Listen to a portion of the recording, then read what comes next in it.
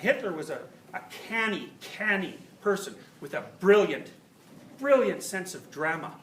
I mean, he was a master of dark fire, that guy. And I think his unconscious fantasy was, let's see how much we can destroy before we die in the purifying flames. That was Hitler.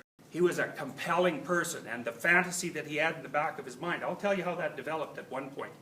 It was a very hard thing to escape from. And that's why the Germans became Nazis. This was like magic that had emerged, and it was black magic.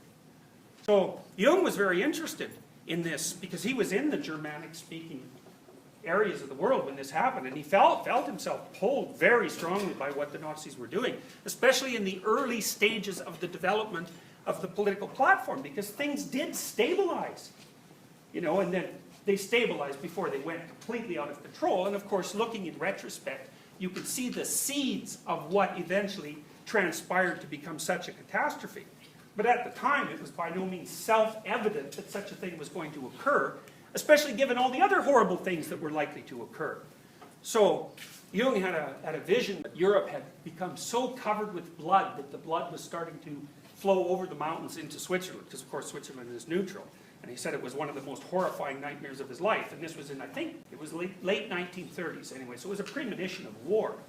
And he spent a lot of time trying to understand, well, if you weren't going to become a fascist and worship the state, and you weren't going to become a nihilist and worship nothing, what in the world were you going to do exactly to orient yourself? And how would you protect yourself against the attractions of blind state identification, for example, or the attractions of nihilism?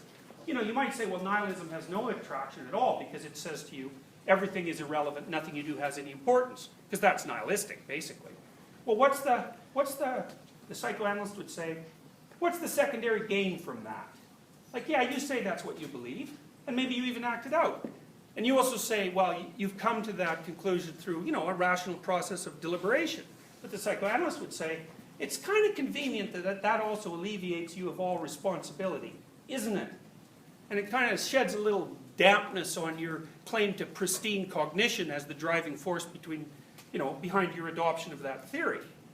It's like the patriot who claims that, the reason that he's kicking someone in the head is because he's patriotic. It's like, no. You're patriotic so that you can kick someone in the head and still look at yourself in the mirror in the morning. It has nothing to do with rational deliberation. And so the psychoanalysts, and Jung was like this in particular, they were always extremely skeptical about people's rational claims about their commitments to ideology, and rightly so.